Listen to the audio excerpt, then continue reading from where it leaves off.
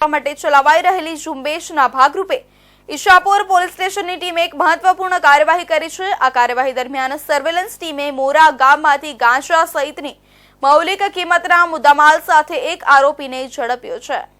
સુરત શહેરમાં નાર્કોટિક્સના પ્રચાર અને પ્રવૃત્તિઓને સંપૂર્ણપણે નાબૂદ કરવા માટે પોલીસ કમિશનર અનુપમસિંહ ગેહલોતના માર્ગદર્શન હેઠળ ચાલતી ઝુંબેશના ભાગરૂપે ઈચ્છાપુર પોલીસ સ્ટેશનના પોલીસ ઇન્સ્પેક્ટર એસી ગોમહલના નેતૃત્વમાં સર્વેલન્સ ટીમે એક મહત્વપૂર્ણ કામગીરી કરી છે।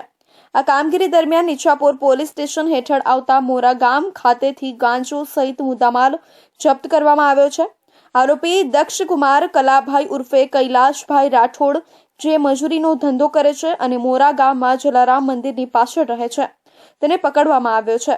પોલીસ ટીમે આરોપીના ઘરમાંથી મુદ્દામાલ જપ્ત કર્યા છે, જેમાં ગાંજો 367.99 ગ્રામ, આધાર કાર્ડ અને લાઇટ બિલ તથા રોકડ રૂપિયા 2220 અને કુલ મુદ્દામાલની કિંમત રૂપિયા 5899.90 છે।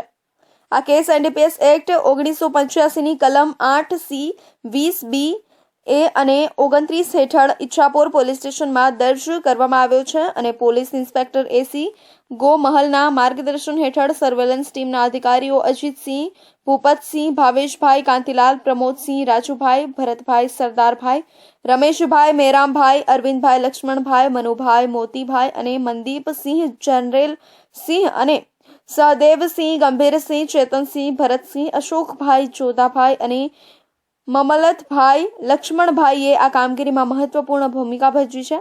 પોલીસ દ્વારા આવી કડક કાર્યવાહી ચાલુ રાખવામાં આવશે અને નાર્કોટિક્સના પ્રચાર અને વ્યાપારને રોકવા માટે સતત પ્રયત્નો કરવામાં આવશે।